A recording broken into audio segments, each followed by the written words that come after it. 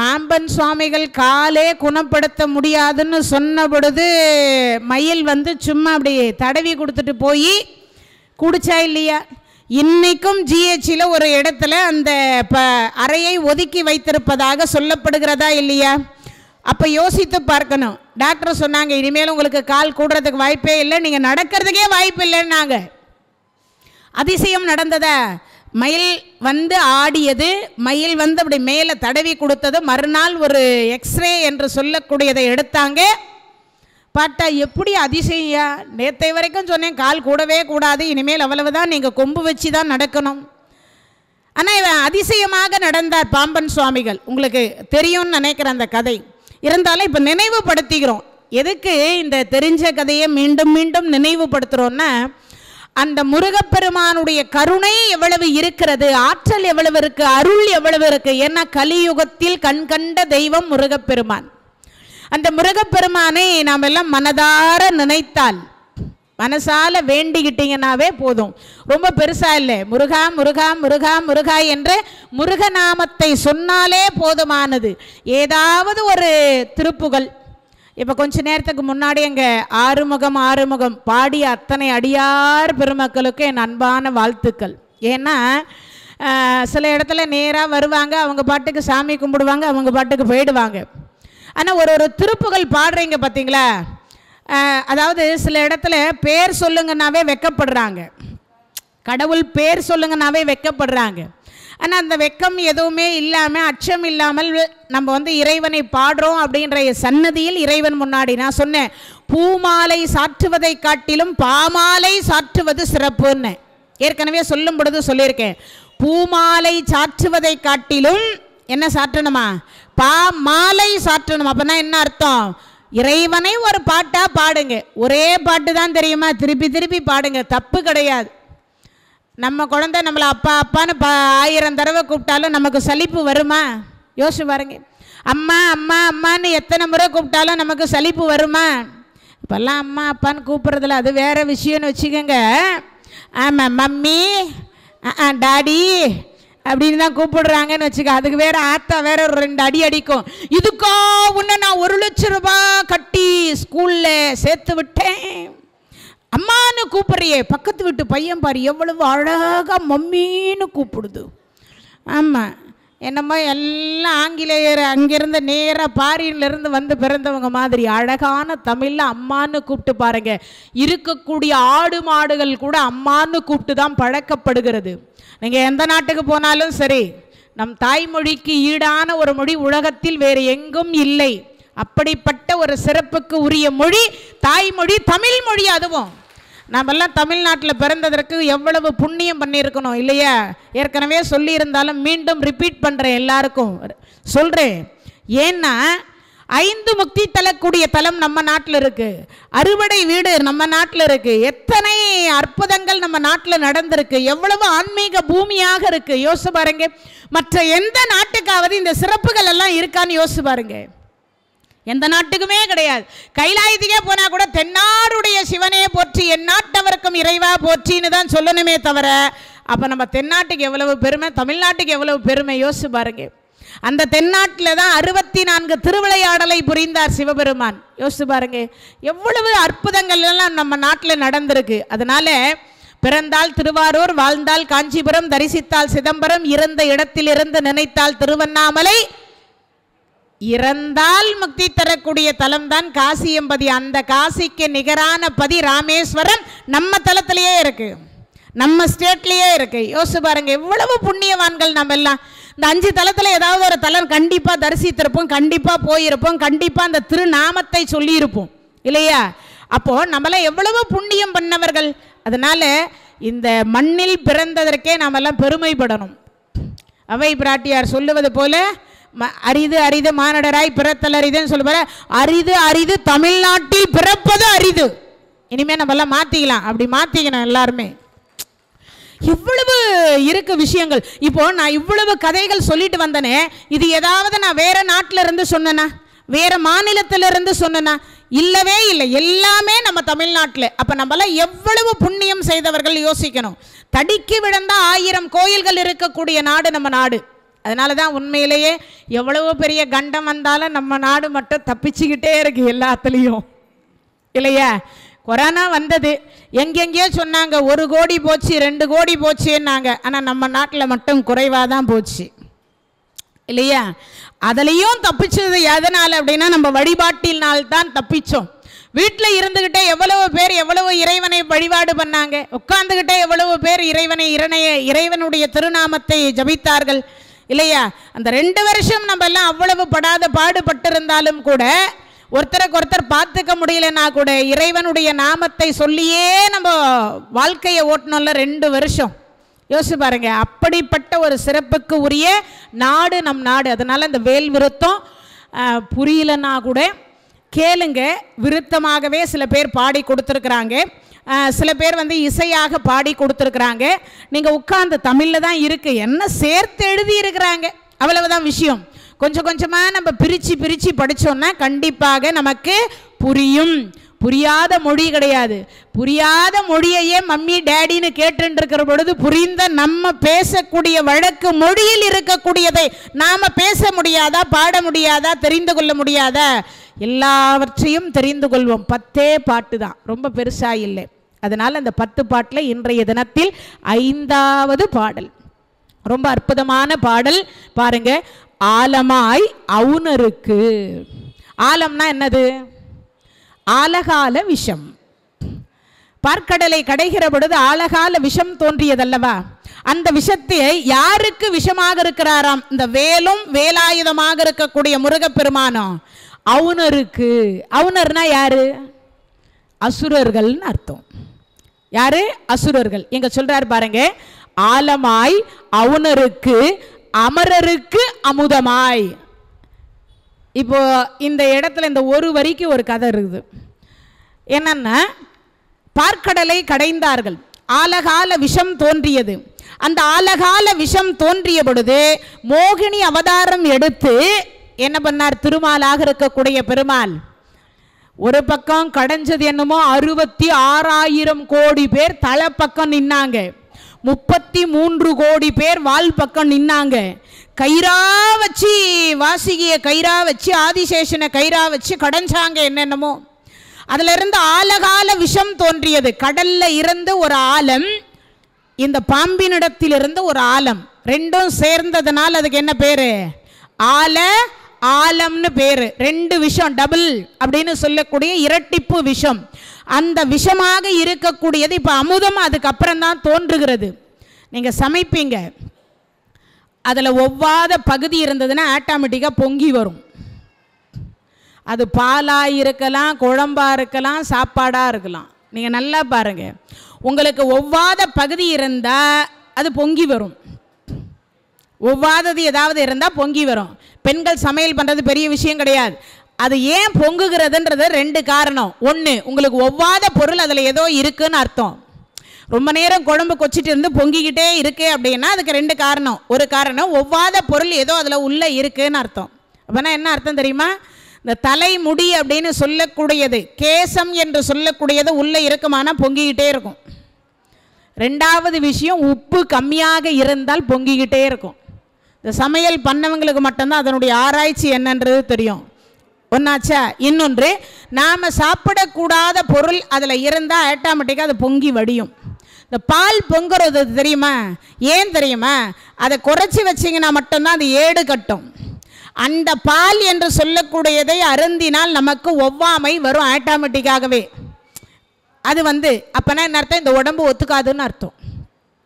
அதுவே கொஞ்சம் குறைச்சி வச்சு ஏடு கட்டி அதுக்கப்புறம் அதில் உர ஊற்றி அதுக்கப்புறம் அதை தயிராக்கி அதுக்கப்புறம் அதை வெண்ணெயாக்கி அதுக்கப்புறம் அதை நெய்யாக்கி அதை சாப்பிட்டா உடம்பு ஒன்றும் பண்ணாதுன்னு அர்த்தம். அது உடம்பு ஒன்றும் பண்ணாது. அது மாதிரி இங்கே சொல்லுகிறார், ஆலமாய் அவுணருக்கு. அப்போ அசுரர்களுக்கு முருகப்பெருமானும் வேலாயுதமும் என்னவாக இருக்கிறார்? விஷமாக இருக்கிறார். இப்பயும் சொல்கிறாங்கல்ல, நாக்கில் விஷத்தை வச்சு தேய்க்க, அப்படியே சொல்கிறாங்க, வசம்பு வச்சு தேய்க்க. ஆமாம், ஏன்னா நாக்கில் நல்ல வார்த்தையை பேச மாட்டாங்க சில பேர், இல்லையா? அது மாதிரி இங்கே சொல்கிறார், ஆலமாய் அவனருக்கு. அப்போனா என்ன அர்த்தம்? விஷமாக இருக்கிறார். யார்? வேலாயுதம். ஒன்று முருகப்பெருமான், 2 பேரும். அதுக்கு அடுத்து சொல்றார் அமரருக்கு. இங்க வந்து கா போட்டிருக்கோம், கான்னா ஆன்னு அர்த்தம், மாத்திக்கணும் அப்படியே. அப்பனா என்ன அர்த்தம்? அவர் சேர்த்து எழுதி இருக்கிறார், அந்த இடத்துல காதான் வரும். அதனால அமரருக்கு அமுதமாய், அதுவும் அமுதம்னு கொடுத்துருக்க மாட்டாங்க, காதான் வந்திருக்கும். நீங்க ஒண்ணு என்ன பண்ணுவீங்க, கமதமாயின்னு படிக்க கூடாது. ஏன்னா அது வந்து சேர்த்து எழுதல இருக்கு. தமிழை பிரிச்சு பதம் பிரிச்சு படிக்கிற பொழுது பார்த்து படிக்கணும், அவ்வளவுதான் விஷயம். இப்ப பாத்தீங்கன்னா ஆலமாய் அவனருக்கு அமரருக்கு அமுதமாய் ஆதவனின் வெம்மை ஒலி மீது. இப்போ மீ மட்டும்தான் அந்த வழியில் இருக்கும், தூ வந்து அந்த இடத்துல இருக்காது. அடுத்த வரியில இங்க கொடுத்திருப்பார் பாருங்க, தா வந்துட்டு இருக்கும். அங்க என்ன வரும்? அரியேன்னு வரணும், அவர் தரியேன்னு கொடுத்திருப்பார். இந்த தூவும் அந்த தாவும் சேர்ந்த அரியவும் சேர்ந்தா தா வரும்னு அர்த்தம். இது இலக்கண தமிழ்ல கொடுத்திருக்கார், வேற ஒன்றும் பெரிய விஷயம் கிடையாது. அதில் சேர்த்து கொடுப்பதனால நமக்கு பதம் பிரிக்க தெரியாது. ஏன்னா நம்ம படித்த தமிழெல்லாம் இப்போ வேற தமிழ்.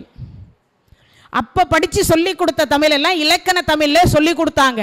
இப்பெல்லாம் வந்து இலக்கண தமிழ் அதிகமாக சொல்லி கொடுக்கப்படவில்லை, அதனால் நமக்கு இது புரிய மாட்டேங்குது. அந்த காலத்தில் இந்த 1 2 3க்கே பார்த்தீங்கன்னா போட்டிருப்பாங்க ஆ ஆ ஊ ஊ இது மாதிரி போட்டிருப்பாங்க. இந்த வரிசைகளில் பார்த்தீங்கன்னா சில நம்பர் பிளேட்டில் போட்டு வச்சுருப்பாங்க. வண்டிகள் நம்பர் பிளேட்டில் பார்த்தீங்கன்னா ஆன்னு இருக்கும், சில பேர் ஊன்னு போட்டு வச்சுருவாங்க, சில பேர் ஈன்னு போட்டு வச்சுருப்பாங்க. இந்த 1 2 3க்கே அந்த மாதிரி இருந்தது ஒரு காலத்தில். தமிழ் வார்த்தை தான் பயன்படுத்தப்பட்டது, தமிழ் எழுத்துக்கள் தான் பயன்படுத்தப்பட்டது. ஏன்னா நமக்கு அதிகமாக அதெல்லாம் பழக்கத்தில் இல்லாததுனால நமக்கு என்ன ஆச்சு, தெரியாமல் போயிடுச்சு, வேற ஒன்றும் இல்லை. அதனால ஆலமாய் அவுணருக்கு அமரருக்கு அமுதமாய் ஆதவனின் வெம்மை ஒலி மீது அரிய தவ முனிவருக்கு இந்துவிற்கு ஏற்ற தன்னென்று அமைந்த அன்பருக்கு முற்றா மூலமாம் வினை அறுத்து அவர்கள் வெம்பகை இணை. இப்போ நான் ஒவ்வொன்றா உங்களுக்கு பதம் பிரித்து சொல்கிறேன். இப்போ உங்களுக்கு அது புரிஞ்சிருக்கும்னு நினைக்கிறேன், சேர்த்திருந்தாலும் புரிஞ்சிடும். இப்போ பாருங்க, ஆலமாய் அவுணருக்கு அமரருக்கு அமுதமாய் ஆதவனின் வெம்மை ஒலி மீது அரிய தவ முனிவருக்கு இந்துவிற்கு விற்ற அப்படின்னு இருக்கு இல்லையா, அங்க இந்துவிற்கு அப்படின்றது வரும். அதுக்கு அடுத்து பார்த்தீங்கன்னா தன்னென்று அப்படின்னு வரணும் அந்த இடத்துல. அதனால அது பார்த்தீங்கன்னா பாருங்க, தன் என்று அப்படின்னு வரும். அதுக்கு அடுத்து அமைந்து அன்பருக்கு முற்றா. அதுக்கு அடுத்து சொல்றார் மூலமாம் வினை அறுத்து அவரவர், அதாவது பார்த்தீங்கன்னா அவர்கள் வெம்மை பகை இணை முடித்து இந்திரர்க்கும் மெட்டா. அங்க வந்து சேர்த்து கொடுத்திருப்பார், முடிந்து இந்து கொடுத்து ஈ கொடுத்திருக்க மாட்டாங்க, என்ன பண்ணிருப்பாங்க, சேர்த்து கொடுத்திருப்பார். அப்பனா என்ன அர்த்தம், முடித்துன்னு வரணும் அந்த இடம். முடித்து இந்திரர்க்கு எட்டா, அது மெட்டான்னு இருக்கும். அது என்ன அர்த்தம், எட்டான்னு அர்த்தம். அதுக்கு அடுத்து பார்த்தீங்கன்னா முடிவிலா அதை எடுத்துக்கணும். அதுக்கு அடுத்து நந்த நல்கும் பதமளித்து. அப்பனா என்ன அர்த்தம், நல்ல பதம் அளிக்கிறாராம். எது, இந்த பாதார விந்தத்தை நம்ம வணங்குறோம் இல்லையா, அது பதம் அளித்து எந்த மூதண்டமும் புகழும் வேல். இப்போ 8 வரி உங்களுக்கு சொல்லியிருக்கேன். இதனுடைய சிறப்பு என்ன அப்படிங்கிறத சொல்லிடுறேன். முதல் வரி ஆலமாய், யாருக்கு, விஷமாக இருக்கக்கூடியது, யாருக்கு, அசுரர்களுக்கு விஷம். அமுதமாய், ஏன்னா அமுதம் யார் கொடுத்தா, முருகப்பெருமானுடைய அப்பா மட்டும் ஆலகால விஷத்தை உண்ணவில்லையானால் என்ன ஆயிருக்கும், இன்னைக்கு நம்ம 33 கோடி தேவர்களை வணங்கி இருக்க முடியுமா? சூரியன் சந்திரன் இருந்திருப்பாரா, பிரம்மா நாராயணர் இருந்திருப்பாரா? 33 கோடி தேவர்கள் இருந்திருக்க மாட்டாங்க. உருத்திரர் 11 பேர், ஆதித்தர் 12 பேர், அஷ்டவசுக்கள் 8 பேர், அஸ்வினி தேவர்கள் 2 பேர், மொத்தம் 33 பேர். ஒரு ஆளுக்கு 1 கோடி பேர் பணியாளர்கள். நாமும் கோயில் கட்டி கும்பாபிஷேகம் செய்து இல்லக விளக்கது இருள் கெடுப்பது சொல்லக விளக்கது ஜோதி உள்ளது பல்லக விளக்கது பலரும் காண்பது நல்லக விளக்கது நமச்சிவாயவே. எவர் ஒருவர் காலை மாலை அந்த ஆலயத்தில் விளக்கேற்றி நித்திய பூஜை என்று சொல்லக்கூடிய பூஜையை செய்து வருகிறாரோ அவர் 33 தேவர்களில் ஒருவராக போவர். அந்த பாக்கியம் யாருக்கு கிடைக்கும்? கோயில் கட்டுறவங்களுக்கு கிடைக்கும். கோடி கோடியாக செல்வம் இருந்தாலும் இப்படி கையேந்தணுமா? எதுக்கு? கோயில் கட்டுறதுக்கு. ஒரே காசு போடக்கூடாதான். நான் மட்டும் கோடீஸ்வரனாக இருந்து கோயில் கட்டி கும்பாபிஷேகம் பண்ணிக்கிட்டால் அந்த புண்ணியம் எனக்கு மட்டும்தான் வரும். ஆனால் அதே ஐயா நான் கோயில் கட்ட போகிறேன், கோடி கோடியாக செல்வம் இருக்குது, நான் ஒரே ஆள் கட்டலாம். ஆனால் உங்கள் பொண்டாட்டி பிள்ளைங்க உங்கள் தலைமுறைக்கும் திருவருள் வேணும் இல்லையா? அதுக்காக உங்களால் முடிஞ்சது ஒரு 10 மூட்டை சிமெண்ட்டு, ஒரு 10 செங்கல் வாங்கி கொடுங்கோ, இல்லையா ஒரு வேலையாளுக்கு கூலி கொடுங்கோ, ஏதாவது ஒன்று நம்மளால் முடிஞ்சது செய்யணுமா? அப்படி செய்து ஒரு கோயில் கட்டிட்டாலும் பெருசு கிடையாது. அந்த கோயிலை நித்திய பூஜை நடக்கணும் தினமும். ஏன்னா சில இடத்துல பார்த்தீங்கன்னா பந்தாவுக்காக கோயில் கட்டு இந்த வருஷம் பூஜை முடிச்சிட்டாங்கன்னா அடுத்த வருஷம் சாத்தினாங்கன்னா அடுத்து திருப்பி அதுலேயே வேறு கலாட்டா. எனக்கு தெரிஞ்சு இந்த வேலூர் பக்கத்தில் ஒரு ஊர் கிட்டத்தட்ட 10 வருஷம் ஆயிருக்கும்னு நினைக்கிறேன். எனக்கு அட்வான்ஸ் கொடுத்து 10,000 கொடுத்து, ஆமாம் பாரத கோயிலுக்கு 10,000 அட்வான்ஸ் கொடுத்து 10 வருஷம் ஆகுது. இன்னைய வரைக்கும் அந்த கோயிலில் பிரச்சனை முடியவே இல்லை. இன்னைய வரைக்கும் 2 ஊருக்கும் ஒரே சத்தம், சண்டை. நான் தான் பண்ணுவேன், நீயும் விட்டு கொடுக்க மாட்டேன்ற, நானும் விட்டு கொடுக்க மாட்டேன்றேன். கொடுத்த அட்வான்ஸு என்கிட்ட இன்னும் 10 வருஷமாக. நானும் கேட்டேன், ஐயா வாங்கிட்டாவது போயிடுங்க, இது ஏன் தலைமுறைக்கு ஏதாவது பிரச்சனை. நாங்கள் தானே மேடம் குறிச்சனை, பத்திரிக்கைலாம் அடித்தாச்சு, எல்லாம் பண்ணியாச்சு. நாளைக்கு பாரதம் தொடங்க போகிறோம், இன்றைக்கி ஒருத்தருக்கு ஒருத்தர் வெட்டிட்டு நிறுத்திட்டாங்க, பூஜையை அப்படியே நிறுத்திட்டாங்க.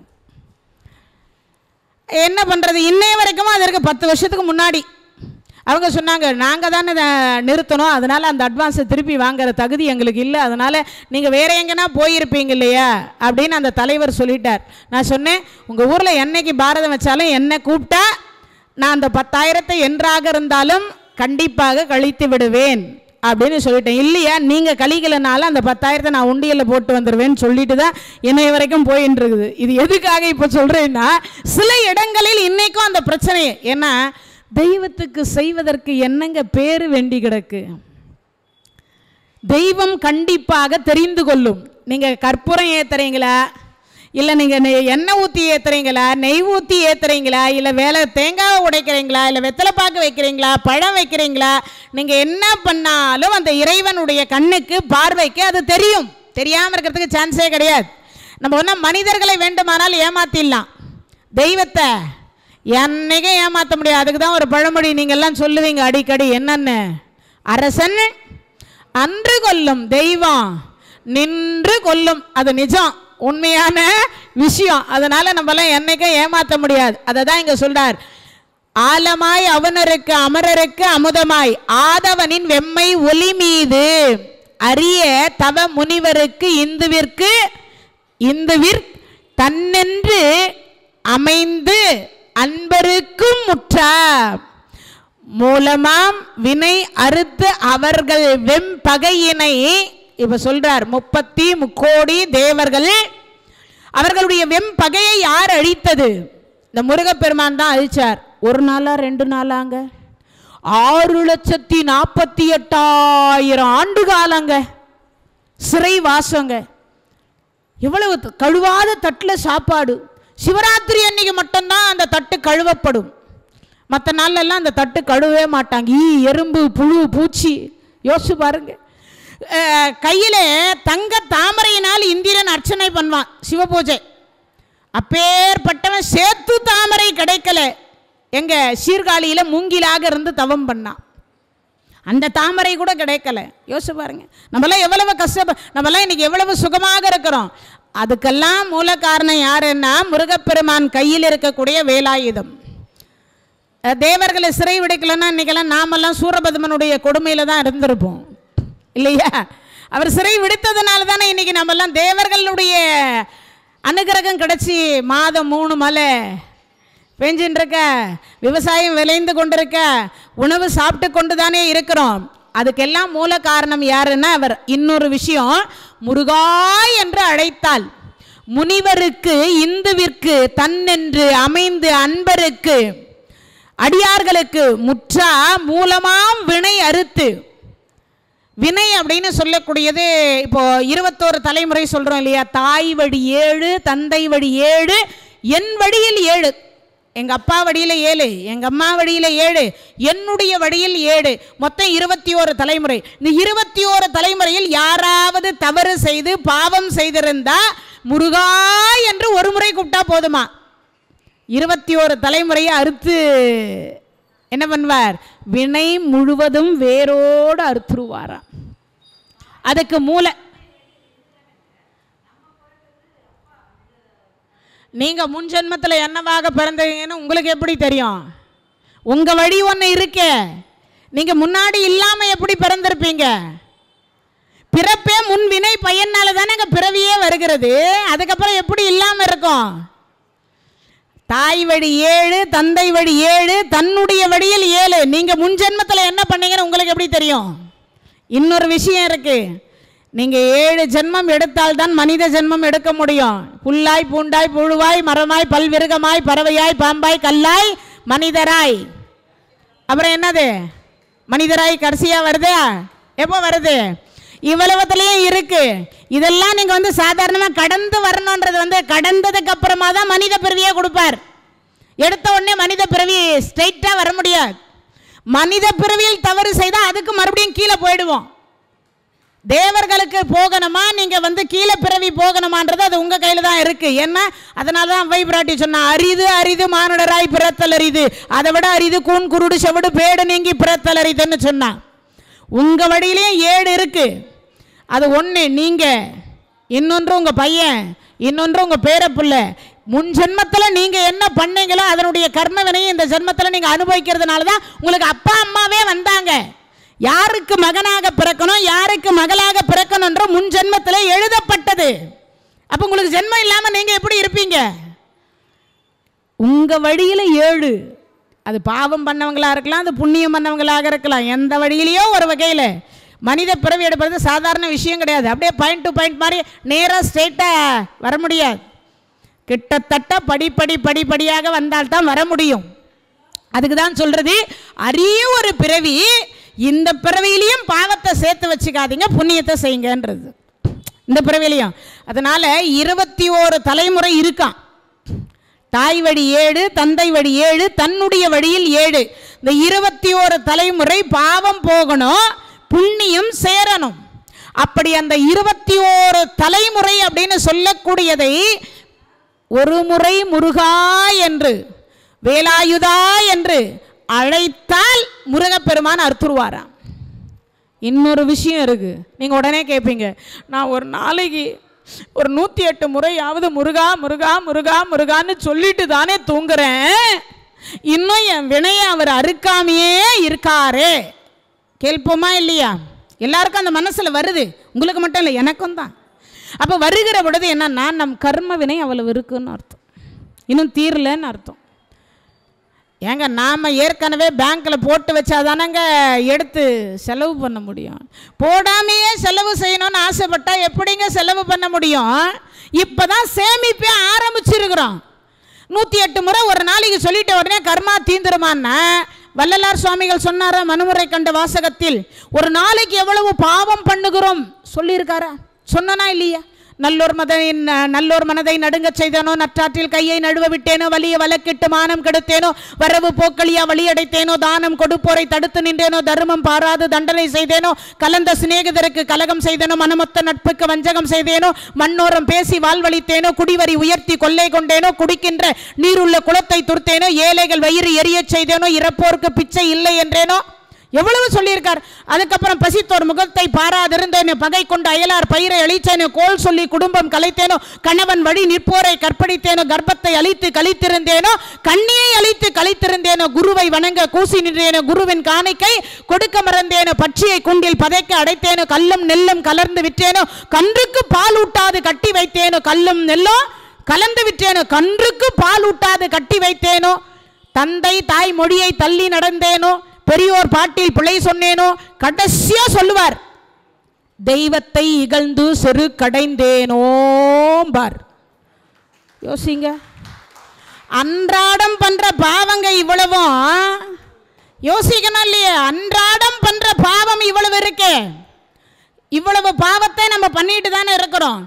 கிளியை கூண்டுல வச்சு அடைச்சி அழகு பார்த்துட்டு இருக்கோம். லவ் பேர்ட்ஸ்ன்னு கூண்டுல வச்சு பார்த்துட்டு இருக்கோம். பறவை என்பது பறப்பதற்கு. அதை பண்றோமா இல்லையா? அதை வேற நம்ம ரசிக்கிறோம் உட்காந்து. குழந்தைங்க பண்ணாலும் குழந்தை ஆசைப்பட்டுடுச்சு. உண்மையா இல்லையா? பண்ணிட்டு தானே இருக்கிறோம். அது தவறு தானே. அது பறப்பதற்கு. பறவைன்னா என்ன அர்த்தம்? பறப்பதற்கு. அது கிளியை நம்ம கூண்டில் அடைக்கலாமா? கல்லும் நெல்லும் ஒரு காலத்தில் கலந்து தான் விட்டுறாங்க. அதுக்கப்புறம் கன்றுக்கு பால் விட்டாது. இன்னை வரைக்கும் அந்த தப்பு நடந்துருக்கா இல்லையா? கண்ணுக்குட்டிக்கு முழுசாவா பாலை விடுறீங்க? அது அவங்க அம்மா அவங்க அந்த கண்ணுக்குட்டிக்கு போட்ட கண்ணுக்குட்டிக்காக சேர்த்து வச்சிருக்கு. அது போய் 2 சப்பு சப்புதோ இல்லையா இழுத்து தர தரதானே கட்டிட்டு சர்ரு சர்ரு சர்ரு சர்ரு சர்ரு மொத்தமா. அதை விட கொடுமையான விஷயம் இப்பெல்லாம் கையிலெல்லாம் கூட கிடையாது. அப்படியே ஒரு மாட்டு அதை சப்பி இழுத்துருது, மொத்தமாக ஃபில்டர் ஆக்கிடுது. அதுக்கப்புறம் பாவம் அந்த கண்ணுக்குட்டி ஒன்றும் இல்லாத. ஆனால் அப்பவும் அந்த பசுமாடு தன் கண்ணுக்குட்டிக்காக ஒரு பகுதியில் திருட்டாட்டமாக சேர்த்து வச்சிருக்கோங்க. அதாங்க தாய். அதனால தான் சொன்னா மாதா பிதா குரு தெய்வம். இத்துணூண்டுக 5 அறிவு இருக்கக்கூடிய ஜீவனாக இருந்தாலும் சரி, 4 அறிவா இருந்தாலும் சரி. பறவைக்கு எத்தனை அறிவு இருக்குன்றீங்க? 4 அறிவு தான் இருக்கு. அது என்ன பண்ணுது? அதோட கூண்டில் அது கொண்டு போய் அந்த குஞ்சிக்கு பார்த்தீங்கன்னா அதுக்கு அறிவு இல்லாமல் அது ரெக்கை பறக்கிற வரைக்கும் கொண்டு போய் விட்டுதா இல்லையா? இதெல்லாம் எவன் கற்றுக் கொடுத்தான்? இதெல்லாம் யாருங்க கற்றுக் கொடுத்தா? இயற்கையாகவே இறைவன் அதற்கெல்லாம் அந்த உணர்வுகளை வைத்திருக்கிறாருன்னா இறைவனுடைய பெருமை எவ்வளவு என்றது நம்மளாம் சிந்திக்க வேண்டாமா? அதனால நம்ம பண்ணுற பாவம் அவ்வளவு இருக்குங்க. இல்லைன்னெல்லாம் சொல்லிக்கவே முடியாது. நானும் சொல்ல முடியாது, நீங்களும் சொல்ல முடியாது. ஏன்னா பிறவி எடுத்ததே பாவத்தின் பலனாகத்தானே எடுத்து வச்சிருக்கிறோம். இந்த பிறவி எடுத்ததே அதற்காகத்தானே. அதனால இங்க சொல்றார் வினை என்று சொல்லக்கூடியது எது? மூலமாம். மூலம்னா என்னது? ஆதி மூலம்னு பேரு. ஆதி பகவான் ஒரு பேரு உண்டா இல்லையா? அப்படின்னா என்ன அர்த்தம்? மூலம்னா என்ன அர்த்தம்? அந்த விதையிலிருந்து வரக்கூடிய முதல் விதை, ஒரு விதை விதைக்கிறோம், அதிலிருந்து வெளியில் வரும்பொழுது அதுக்கு என்ன பேர் சொல்வீங்க? இப்போதான் முளைச்சி வருது சொல்கிறோமா இல்லையா? இப்போதான் முளைச்சி வருது. அப்போன்னா இந்த முளைத்து வருகிற பொழுது அந்த மூலம் எங்க விதை இல்லைன்னா எப்படிங்க? விதை இல்லைன்னா எப்படி நமக்கு நெல் வரும், அரிசி வரும், பருப்பு வரும், உப்பு ஏதாவது வருமா? வராது. விதை இல்லாத ஒரே ஒரு பழம் வாழைப்பழம். அதனால தான் இறைவனுக்கு அதை படைச்சுன்னு இருக்கும் இல்லையா? அதனால விதை என்று சொல்லக்கூடியதை வேரோடு அறுத்து விட்டால் நம் வினை என்பது அருந்து போகும்ன்றார். அப்பனா ஒரு முறையாவது முருகான்னு சொல்லணுமா வேண்டாமா? ஒரு நாளைக்கு எத்தனை முறை சொல்லணும்? ஏன்னா இன்னும் நம் வினை பயன் தீரவில்லை என்பது அர்த்தம். இன்னும் நம்ம கஷ்டப்படுறோம்னா நம்ம வினை எக்ஸ்ட்ரா சேர்த்து வச்சுக்கிறோன்னு அர்த்தம். நம்ம சேர்க்கலையா? நம்ம அப்பா அம்மா சேர்க்கலையா? தாத்தா பாட்டி. நான் தான் சொன்னேன், ஒரு தலைமுறையில் ஒருவர் தவறு செய்தால், ஒரே ஒருத்தர் தவறு செய்தா 21 தலைமுறை துன்பப்படும். விதி எழுதப்பட்டது. நீங்க இல்லை, நான் இல்லை. ஒருவர் ஒரு தலைமுறையில் ஒரு தவறு செய்தா 21 தலைமுறை போயிட்டே இருக்கும். நீ என்னதான் புண்ணியம் பண்ணாலும் அந்த வினையை அறுப்பதை யாரால அறுக்க முடியும்னு நினைக்கிறீங்க? அறுக்க முடியாது. 21 தலைமுறை துன்பப்படணுன்றது விதி எழுதப்பட்டது. அந்த 21 தலைமுறையில் நம்மளை யாரையாவது கொண்டு வந்து போட்டிருப்பாங்க. ஏன்னா நம்ம முன்ன பண்ண கர்மாவுக்காக இப்போ தூக்கி போட்டிருப்பார். அனுபவி ராஜா அனுபவி. இப்படி வரக்கூடியதான் தவத்தளவே ஆகுமாம் தான் பெற்ற செல்வம். இப்பெல்லாம் நீங்கள் தவம் பண்ணிட்டு இருக்கீங்க, இந்த பிறவியில் இதை அனுபவிக்க முடியாது. நான் இப்பயும் சொல்கிறேன், இந்த பிறவி நீங்கள், ஆனால் உங்கள் பசங்க அனுபவிப்பாங்க. நீங்கள்லாம் என்ன நினைக்கிறீங்க? காரு, பங்களா, வீடு, வாசல், சொத்து, சுகம் இதெல்லாம் சேர்த்து வைக்கணும்னு நினைக்கிறீங்கல்ல? நீங்கள்லாம் அதெல்லாம் ஒன்றும் சேர்க்கவே வேண்டாம். ஒன்றே ஒன்று, பொய் சொல்லக்கூடாது, ஏமாற்றக்கூடாது, புறம் பேசக்கூடாது, அடுத்தவர்கள் பொருளுக்கு ஏமாற்றக்கூடாது, அடுத்தவர்கள் மீது ஆசைப்படக்கூடாது, எக்காரணத்தை கொண்டும் சத்தியத்தை தவறாமல் நட, முடிஞ்ச வரைக்கும் இருப்பதை 4 பேருக்கு கொடு, தான தர்மம் செய். இதை பண்ணிட்டு வந்தீங்கனாவே உன் சந்ததி நல்லா இருக்கும். ஆனால் நாம் என்ன நினைக்கிறோம்? காரு சேர்த்து வச்சுருந்தா நம்ம பையன் நம்மளை பார்த்துட்டு அப்பா காரு சேர்த்து வச்சுக்கிறாருன்னு பெருமையாக பேசுவான். பெருமையாக பேசுகிறானோ இல்லையோ, மொத்தத்தில் சோம்பேறி அதிகமாகிடும். பிள்ளைகளுக்கு எவ்வளவுக்கு எவ்வளோ சொத்து சேர்த்து வைக்கிறோமோ அவ்வளவுக்கு அவ்வளோ பிள்ளைங்கள் சோம்பேறித்தனமாக ஆவார்கள். அந்த சொத்து அழிந்து கொண்டிருக்கும் இல்லையா? அந்த சொத்தை அழிக்கிறதுக்குனே நமக்கு பிள்ளையா போட்டு வச்சிருப்பார் இறைவன். இதான் உண்மை. அதனால் சொத்து சேர்த்து வைக்கணும். நான் அதிகமாக எல்லா தாய் தந்தருக்குமே சொல்கிறேன், இருக்கிறதுக்கு வீடு இருக்குதா, கட்டுறதுக்கு துணி இருக்குதா, நல்லா படிக்க வைங்க, பிள்ளைகளை நல்ல கல்வி அறிவு கொடுங்க. அந்த அறிவை வச்சு அப்பா நீ வளர்ந்துக்கோ. அதுதான் நம்ம சொல்லி கொடுக்க வேண்டிய ஒன்றே தவிர, அதே மாதிரி பிள்ளைகளுக்கு தினமும் எழுந்தா முடிஞ்ச வரைக்கும் ஏதாவது ஒரு திருநாமத்தை சொல்லி இந்த கடவுள் முன்னாடி இரு கரம் கூப்ப சொல்லுங்க. ஆரம்பத்திலிருந்து குழந்தைங்களுக்கு இதை சொல்லி கொடுத்துட்டே வாங்க. எந்த குழந்தையும் நிச்சயமாக ஆன்மீகத்தில் இருக்கக்கூடிய எந்த குழந்தையும் நிச்சயமாக தவறான வழிக்கு போவதற்கு வாய்ப்பில்லை. அப்படி போனால் அந்த ஆண்டவனே திருப்பி இழுத்து கொண்டு வந்து நம்ம கையில் சேர்ப்பான். இதுக்கு ஒரு உதாரணம் சொல்கிறேன். 40 நாள் நான் ஊசூர் அப்படின்னு சொல்லக்கூடிய தங்க கோயிலுக்கு பக்கத்தில் வந்து பாரதம் சொல்லிட்டு இருக்கேன். இப்போ இல்லை, கிட்டத்தட்ட 9 வருஷத்துக்கு முன்னாடி 9 வருஷத்துக்கு முன்னாடி எங்கள் வீட்டுக்கார் என்னமோ திட்டார் என் சின்னவனை. அவன் பாட்டுக்கு விட்டுட்டு போயிட்டான். 3 நாள் இல்லை பிள்ளை. நான் 3 நாள் அங்கே 40 நாள் பாரதம் இடையிலலாம் என்னால் வர முடியாது. நான் 3 நாளாக பச்சை தண்ணி கூட குடிக்கல. மேடையில் ஒரு நாளைக்கு 3 மணி நேரம் கதை சொல்லியே தீரணும். 3 மணி நாளாக சாப்பிடல. கிருஷ்ணர் அவதாரம் கதை வருது. எல்லாரும் ஏன் இந்த அம்மா 3 நாளாக ஒரு மாதிரியாக இருக்கா, கொஞ்சம் வாட்டமாக இருக்குது முகம், ஆனால் யாருக்கிட்டேயுமே பேசலை, யாருக்கிட்டேயுமே ஒன்றும் பண்ணல. ஏன்னா ரொம்ப அன்னைக்கு கிருஷ்ணர் அவதாரம் பிறந்த உடனே எல்லாரும் சாக்லேட் கொடுத்தாங்க. அம்மா நீங்கள் 1ஆவது வாயில் போடுங்கன்னாங்க. நான் வாங்கி மறுபடியும் கீழே வச்சுட்டேன். அவருக்கு ரொம்ப கஷ்டம். ஏன் ஒரு மாதிரியாக இருக்கீங்கன்னாங்க. என் குழந்தை போய் 3 நாள் ஆச்சு, இருக்கிற இடம் தெரியல, போலீஸில் கம்ப்ளைண்ட் கொடுத்துருங்கன்றாங்க. சில இடத்துல வந்து பார்த்தீங்கன்னா பிணவரைக்கு கூட்டிகிட்டு போய் என் கணவரை செக் பண்ண சொல்கிறாங்கன்ற நிலைமைக்கு வந்துட்டோம். இதெல்லாம் எப்படி இருக்கும் ஒரு பெத்த தாய்க்கு யோசிச்சு பண்ணி பாருங்க. கிட்டத்தட்ட வயசு 21. அப்போ அவன் காணாமல் போனது. சரி, பெருமாளை பார்த்தேன். என் பையன் கண்டிப்பாக இன்று இரவுக்குள்ளரே அவன் திரும்பி வந்தால் 3 நாள் நிகழ்ச்சியினுடைய பணத்தை அப்படியே, இந்த 3 நாள் நான் உண்ணாமல் இருந்திருக்கேன், இந்த 3 நாளைக்குரிய பணம் உன் உண்டியலுக்கு வந்து சேரும். இல்லை உனக்கு ஏதாவது பொருள் வேணும்னா அந்த பொருளாக கொடுத்துருவேன். ஆனால் எக்காரணத்தை கொண்டும் இன்றைக்கு இரவுக்குள்ளே என் பிள்ளையை கொண்டு வந்து சேர்க்கலன்னா இனிமேல் உன்னை இரு கரம் கூப்பி வணங்கவே மாட்டேன்னு அந்த பெருமாள் கிட்ட சொன்னேன். பெருமாள் அவ்வளவு உச்சியில் 9வது படிக்கட்டில் இருந்தார். மேலே வச்சிருந்த தாமரைப்பூ உருண்டோடி என் பாதத்துக்கு வந்துச்சு. எங்கள் அம்மா 8:30 மணிக்கு ஃபோன் பண்ணுறாங்க, உன் பையன் 3 நாளாக திருப்பதியில் இருந்தானாண்டி. இது வந்து நடந்த உண்மை. அப்போ என் கணவர்கிட்ட ஒரு வார்த்தை சொன்னேன், இல்லைங்க என் பிள்ளையை கொண்டு வந்து சேர்த்துட்டார், இந்த தாலியில் இருக்கிறது ஒன்றும் நான் கைட்ட மாட்டேன், இதை கொண்டு போய் நான் அப்படியே உண்டியில் செலுத்தலான் இருக்கேனார். என் கணவர் எந்த மறுப்பும் சொல்லலை. 3 நாள் நிகழ்ச்சியை நான் அங்கே 9,000 வாங்கவே இல்லை, அவர்களுக்கே திருப்பி ரிட்டன் கொடுத்து அந்த கோயிலுக்கே ரிட்டன் கொடுத்துட்டு வந்தேன். என் கணவர் இறந்து விட்ட பிறகு கிட்டத்தட்ட 5 ஆண்டு காலம் என் இல்லத்திலேயே இருந்தது அந்த திருமாங்கல்யம். சென்ற ஆண்டு அந்த திருமாங்கல்யத்தை கொண்டு போய் கொரோனாவில் லாக்டவுன் புது ஓப்பன் பண்ணும் பொழுது அதை செலுத்திட்டு அப்போ தான் அந்த மொட்டையை அடிச்சுட்டு வந்தேன் அந்த வேண்டுதலுக்காக. இது ஏன் சொல்கிறேன்னா, நம்பினால் நிச்சயமாக எந்த கடவுளும் கைவிட மாட்டார். நான் அன்னைக்கு அவரை நம்பினே, என் பிள்ளையை கொண்டு வந்து சேருன்னு அவர் சேர்த்தார். அதுக்குரியது என்ன பண்ணிப்பட்டா நான் அதை செய்யணும்னு நினச்சி செய்தேன், அவ்வளவுதான். ஆனால் என் வினை பையன் அங்கே இருந்தால் நான் என்ன பண்ண முடியும்? என் வினை அவன் காணாமல் போகணும். ஏன்னா அவனுக்கும் 7.5 எனக்கும் 7.5, வீடே மொத்தத்தில் 7.5 இருக்குது. நான் என்ன பண்ண முடியும்? என்னையும் கொஞ்சம் ஆட்டி படைக்கணும்னு இறைக்க மாட்டாரா? நான் என்னதான் சதா சர்வகாலம் கடவுளுடைய திருநாமத்தை சதா சொல்லிகிட்டே இருந்தாலும் நான் முன்வினை என்ன பண்ணேன், என் கணவர் என்ன பண்ணார், என் மாமனார் மாமியார் என்ன பண்ணார், என் அப்பா அம்மா என்ன பண்ணாங்க தெரியாது இல்லையா? அப்போ வினை பயன் அனுபவித்து தானே ஆக வேண்டும். அதை தான் சொல்றார் வேரோடு. ஆனால் நான் நம்பினேன், என் குழந்தையை கொண்டு வந்து பிணவரையில் போய் ஒரு தந்தையும் தாயும் செக் பண்ணுறதுன்றது எவ்வளவு கொடுமையான விஷயம்னு யோசிச்சு பாருங்க.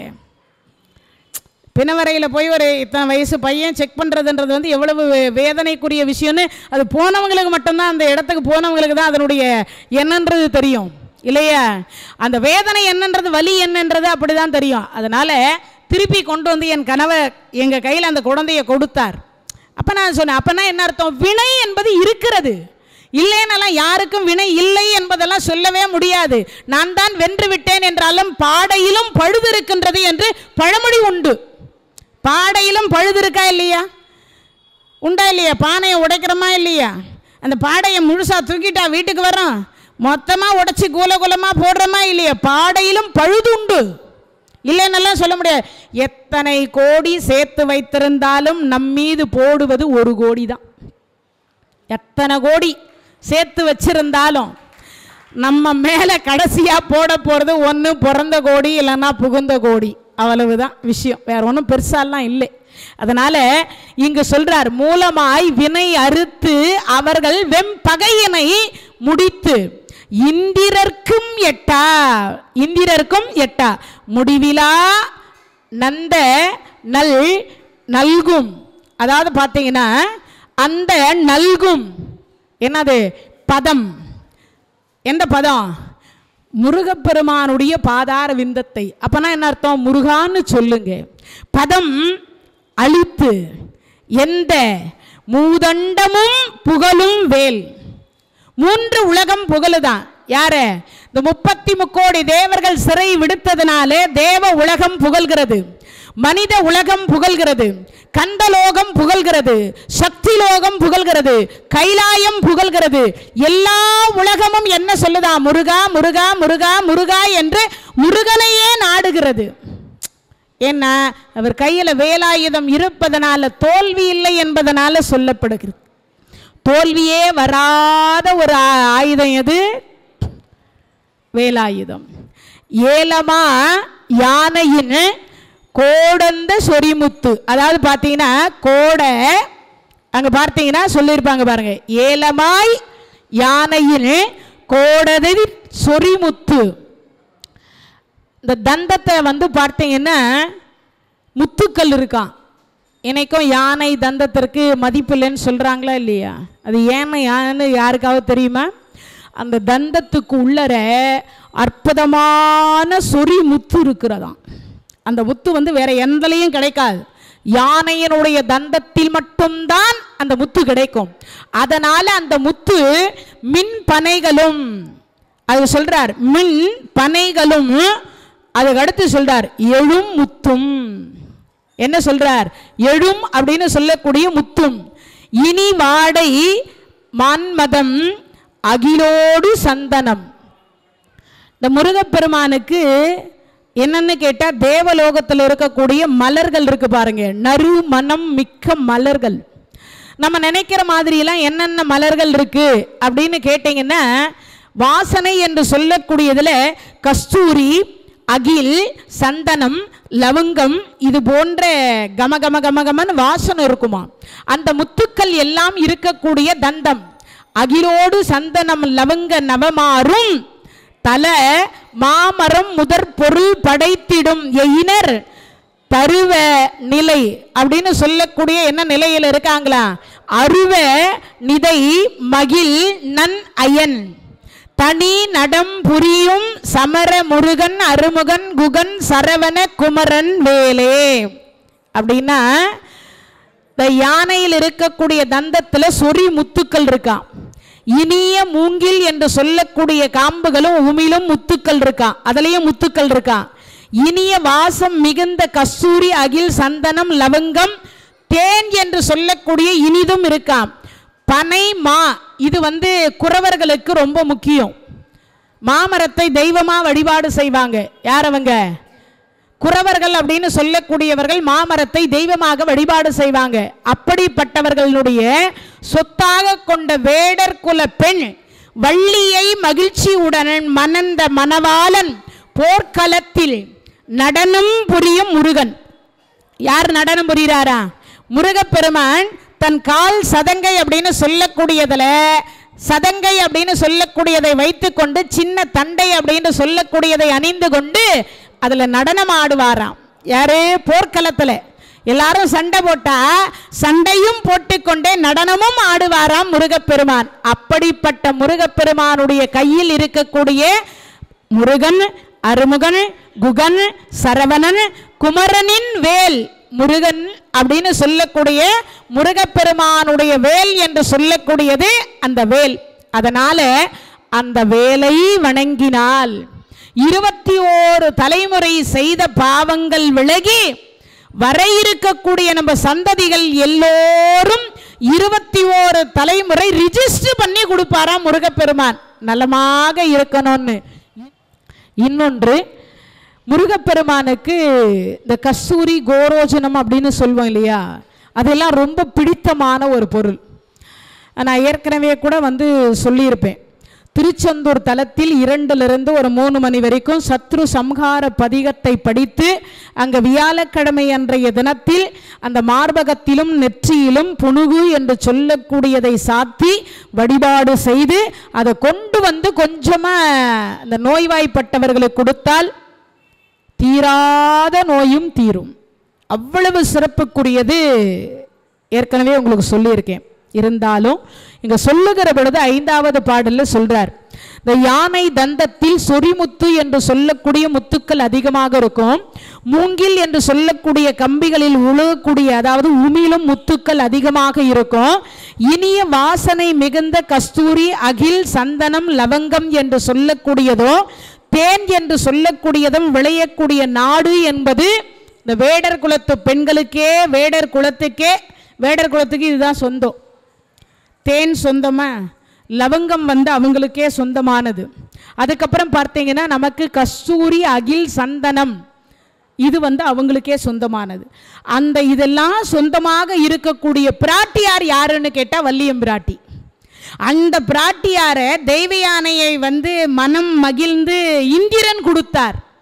இவரே மனம் மகிழ்ந்து தேடி போய் கல்யாணம் பண்ணிக்கினார் அந்த குறத்தியை. அப்பேற்பட்டவர் முருகப்பெருமான் கையில் இருக்கக்கூடிய வேலாயுதம் நமக்கு என்ன கொடுக்குதான்?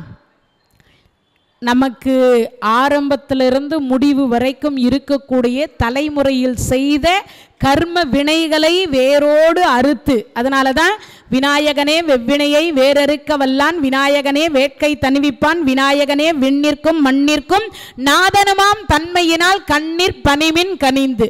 வேர் இருந்தாதான் என்ன வரும்? செடி வரும். வேர் இல்லைன்னா இருக்காது இல்லையா? அது மாதிரி வேரோட அறுத்துருவாராம் வினைகளை முருகப்பெருமான். அதுவும் எதை? அந்த வேலாயுதத்தை வணங்கினால், வேலாயுதத்தை வணங்கக்கூடிய அடியார்களுக்கு முருகப்பெருமான் என்ன பண்றாராம்? வினையை அறுத்ததோடு மட்டும் இல்லை, தன் பாதார விந்தத்தில் காட்சி கொடுத்து யமன் நம்மளை பற்றி கொண்டு போகிற பொழுது தன் பாதத்தை காட்டுவாராம். யாரு? முருகப்பெருமான். இன்னொன்று, தன் பாதார விந்தத்தில் இடம் கொடுப்பாராம் முருக அடியாராக. இதுக்கெல்லாம் நம்ம என்ன செய்யணும்? முருகா முருகா முருகா என்று ஓதுவார். கண்ணு முன்னாடி இறைவன் காட்சி கொடுப்பார். அப்படிப்பட்ட ஒரு சிறப்பு இந்த வேல் விருத்தத்திற்கு உண்டு. அதுதான் இங்க சொல்றார். ஏலமாய் யானையின் கோடதி சொரிமுத்து மின் பனைகளும் 7 முத்தும் இனிவாடை மான் மதன் அகிலோடு சந்தனம் லவங்க நவமாறும் தல மாமரம் முதற் பொருள் படைத்திடும் எயினர் தருவ நிதை மகிழ் நன் ஐயன் தனி நடம் புரியும் சமர முருகன் அருமுகன் குகன் சரவண குமரன் வேலே. இது 5வது பாடல்ல பாதி பாடல். அப்படிப்பட்ட அருமையான நறுமணம் இருக்கக்கூடியதுல அபிஷேகம் வேலுக்கும் செய்வார்கள். இந்த முருகனுக்கும் தேன் அபிஷேகம் உண்டா? லவங்க அபிஷேகம் ஏற்கனவே சொல்லியிருக்கேன். லவங்க எண்ணெய் அப்படின்னு சொல்லக்கூடியது சாத்தப்படுகிறது. திருப்போரூர் முருகனுக்கு அபிஷேகம் கிடையாது, உற்சவருக்கு தான் அபிஷேகம். உள்ள இருக்கக்கூடிய முருகப்பெருமான் பனை மரத்தினால் ஆன முருகப்பெருமான் சொல்லியிருக்கேன் இல்லையா? திருச்செங்கோட்டில் இருக்கக்கூடிய முருகப்பெருமானுக்கும் அபிஷேகம் கிடையாது. போகர் செய்த பழனி ஆண்டவர் எப்படியோ அவரே தான் அந்த திருச்செங்கோட்டு முருகப்பெருமானும். பல வருஷம் பூமியில் புதைக்கப்பட்டு அதற்கு பிறகு வெளியில எடுத்து அதுக்கு சந்தனாதி தைலம் அப்படின்னு சொல்லக்கூடியதை கவசமாக போடப்பட்டிருக்கு. யாரோ கூட கேட்டாங்க, விஷத்தினால் செய்ததில் நாம போய் இப்போ வணங்குறமே, நமக்கு ஒன்றும் ஆகாதா? அவர் செய்தே பல ஆயிரம் வருஷம் ஆச்சு. பல ஆயிரம் வருஷம் ஆச்சு. அது வெளிப்படக்கூடாது என்பதற்காகத்தான் என்ன பண்ணி வச்சிருக்கிறோம்? சந்தனாதி தைலங்களை பூசி வச்சிருக்கோம். அதுக்கு இன்னொரு உதாரணம் கூட உங்களுக்கு சொல்றேன் பாருங்க. ராமானுஜர் இறந்து 1000 ஆண்டு காலம் ஆகிறது. ராமானுஜர் ஜெயந்தி எல்லாருமே பார்த்திருக்கணும் இல்லையா? ஆனா ராமானுஜரனுடைய உடலாக இருக்கக்கூடியது இன்றைய தினத்திலும் எங்க இருக்கு? ஸ்ரீரங்கத்தில் இருக்க நாமே தொட்டு பார்க்கலாம். அது மட்டும் இல்லாமல் அவரை நாமே தீபாராதனையும் காட்டலாம். இன்னைக்கும் அந்த உடம்பு பதப்படுத்தப்பட்டிருக்க. அந்த பதப்படுத்தப்பட்டிருக்கிறதுக்கு என்ன நினைக்கிறீங்க? குங்குமப்பூ என்று சொல்லக்கூடியதும் சில திரவிய பொருள்கள் எல்லாத்தையும் வச்சு அம்மியில் அரைச்சி பக்குவப்படுத்தி வச்சுக்கிறாங்க. அவ்வளவுதான் விஷயம். அப்பனா என்ன அர்த்தம்? அப்படிப்பட்ட ஒரு சிறப்புக்கு உரிய மருத்துவங்கள் நம்மகிட்ட இருக்கு. அப்போ அந்த விஷத்திலிருந்து வெளிப்படக்கூடிய தன்மை என்பதையெல்லாம் சாந்தமாக ஆக்கி வைத்து தான் நமக்கு அந்த திருச்செங்கோட்டு முருகப்பெருமானை பிரதிஷ்டை செய்யப்பட்டிருக்கு. அதனால அங்க இருக்கக்கூடிய மூலவருக்கு கூட என்ன கிடையாது? அபிஷேகம் கிடையாது. ஏன் கிடையாதுன்னா அது விஷத்தினால் ஆனது. அதிலிருந்து அபிஷேகம் பண்ணி நமக்கு என்ன கொடுக்க முடியாது? பிரசாதமாக கொடுக்க முடியாது என்கின்ற காரணத்திற்காகத்தான் உள்ள இருக்கக்கூடிய மூலவருக்கு வந்து அபிஷேகம் கிடையாது இல்லையா? ஏன்னா அதுக்கு மேலே போகர் போடக்கூடிய அந்த மூலிகை பொருள் போடுறதுக்கு முன்கூட்டியே அவர் ஜீவ சமாதி அடைந்து விட்டார். அதனால தான் இல்லை. அதனால அப்படிப்பட்ட ஒரு சில பொருள்கள் இருக்கு இல்லையா? அதனால முடிஞ்ச வரைக்கும் நாம் அந்த வேலாயுதம், சின்ன குட்டி வேலாயுதம், குட்டி குட்டி வேலாயுதம் அதையாவது வாங்கி என்ன பண்ணுங்க? இந்த வேல் விருத்தம் படித்து அபிஷேகம் பண்ணுங்க. ஒன்றும் இல்லை, கொஞ்சோண்டு பால், கொஞ்சம் தயிர், கொஞ்சம் தேன். சரி, எதுவுமே இல்லையா? வெறும் தண்ணி ஊற்றுங்க போதும். ஒரு சந்தன பொட்டு வச்சு ஒரு குங்குமம் வச்சு இந்த வேல் விருத்தம் படிங்க. கையில் ஒரே ஒரு ரோஜா பூ எடுத்துக்கோங்க. அதில் இருக்கிற இதழை தனியாக எடுத்துக்கோங்க. ஒரு 10 போற்றி சொல்லுங்க. முருகா போற்றி, கந்தா போற்றி, கடம்பா போற்றி, கதிர்வேலா போற்றி, கார்த்திகேயா போற்றி, குமரா போற்றி, அருமுகா போற்றி. இது சொல்கிறதுக்கு என்ன கஷ்டம் இருக்க போகிறது? ஒரு கஷ்டம். இதெல்லாம் தமிழில் தானே, சாதாரணமாகத்தானே இருக்குது. ரொம்ப பெருசாக இல்லை, சாதாரணமாக இருக்குது. அதை சொல்லி ஒன்றும் இல்லை. ஒரு தீபாராதனை, ஒரு தீப தூபம், 2 பழம் வைங்க போதும். ஒரு வெத்தலை பாக்கு, ஒரு 2 வெத்தலை, ஒரு பாக்கு, ஒரு 2 பழம், அவ்வளவுதான். இது பூஜை, வேல் பூஜை. இதை செய்தால் 21 தலைமுறை நலம் பெறுமா. 3 இறைவனை புண்ணியம் கிடைக்குது. செடியில் தான் ஊற்றணும். மாமரத்தில் செடியே இல்லையா? செடி இல்லைன்னா ஆற்றுல ஊற்றுங்க, கிணத்துல ஊற்றுங்க, அந்த மாதிரி ஊற்றுங்க. ஆமாம், செடியே இல்லாமல் இருந்துச்சுனாக்கா கால் மிதிப்படாத இடம் மொட்டை மாடிக்கு இன்றைக்கி போகாதீங்க. வேல் என்னைக்கு பூஜை பண்ணுறீங்களோ அன்றைக்கி மொட்டை மாடிக்கு போகாதீங்கன்னு மொட்டை மாடியில் கொண்டு போய் ஊற்றிட்டு வாங்க. ஆனால் அன்னைக்கு மட்டும் நீங்கள் காலில் மிதிப்படாமல் இருங்க. ஒன்றும் இல்லை, பெரிய விஷயம் இல்லை. கால் மிதிப்படாத இடத்தில் ஊற்ற வேண்டும் என்பது நியதி. அதுக்காக கால் மிதிக்க மாட்டேன்னு சொல்லிட்டு சாமான் கழுவுற சிங்கில் ஊற்றிடாதீங்க, பாவம். ஏன்னா நம்ம ஆட்களுக்கு எல்லாம் குறுக்கு வழி, கால் படாத இடம் தானே அப்படின்னு தூக்கிட்டு போயிட்டு, ஆமாம், நம்ம எச்சில் பாத்திர கழுவுற சிங்கில் ஊற்றிடக்கூடாது. ஏன்னா அதுவும் செய்தாலும் செய்வோம். ஏன்னா நமக்கு அந்த அப்படி இல்லை, தெரியாது, தெரியாத தனத்தில் செய்கிறது தான். இதெல்லாம் ஒன்றும் தெரிஞ்சே பண்ணுறது கிடையாது. தெரிஞ்சே யாருன்னா பண்ணுவாங்களே? பண்ண மாட்டாங்க. தெரியாமல் பண்ணுறது, எவ்வளவுதான் விஷயம். அதனால் முடிஞ்ச வரைக்கும் அதை செய்யணும். சின்ன குட்டி சிவலிங்கம், செச்சைன்னு பேர் அதுக்கு. வாரியார் சுவாமிகள் கழுத்தில் பார்த்தீங்கன்னா போட்டுருப்பார். வாரியார் சுவாமிகள் கழுத்தில் செச்சைன்னு போடுவார். அதை ஓப்பன் பண்ணாங்கன்னா அது உள்ளர குட்டியாக இவ்வளோண்டு வெள்ளியில் இருக்கும். அதுக்கு செச்சைன்னு பேர். இவ்வளவு தான் இருக்கும் அது சிவலிங்கம். அதை எடுத்து தினமும் பூஜை பண்ணலாம். பண்ணிவிட்டு திருப்பி அதுக்குள்ளேயே வச்சுடலாம். இவ்வளவு தான் இருக்கும். அந்த சிவலிங்கத்துக்கு பூஜை பண்ணணும். அதே மாதிரி சரி இதெல்லாம் எங்களால் முடியாது அப்படின்றீங்களா? பக்கத்தில் எந்த கோயில் இருக்கோ போங்க. ஒரு 10 நிமிஷம் இறைவனுக்காக என்னது சரண கமலாலயத்தை அரை நிமிஷ நேரம் மட்டும் இல்லை மாதிரி பக்கத்தில் எந்த கோயில் கிட்ட இருக்கோ அங்கே போங்க, வழிபாடு செய்யுங்க. முருகான்னு சொல்லுங்க, கந்தான்னு சொல்லுங்க. எந்த கடவுள் மூலவரோ அவரை போற்றி விட்டு ஒரு 10 நிமிஷம் அந்த கோயிலில் உட்கார்ந்துட்டு வாங்க. அவ்வளவுதான். ஒரு பெரிய விஷயம் இல்லை. இதெல்லாம் கஷ்டமே கிடையாது. நேரம் கிடைக்கும் போதாவது குளிக்கிற அன்னைக்காவது கோயிலுக்கு போங்க. ஏன்னா அதுவும் நிறைய பேர் ஏங்க நாங்கள் ஆடியோட ஆடி, அமாவாச்சையோட அமாவாச்சை, கிருத்திகையோட கிருத்திகை, பௌர்ணமியோட பௌர்ணமி, தீபாவளியோட தீபாவளி, பொங்கலோட பொங்கல் குளிக்கிறது வழக்கம்னு சில பேர் சொல்கிறாங்கல்ல. அப்படியாவது செய்யும் பொழுதாவது வாரியார் சுவாமிகள் அதான் சொல்லுவார்.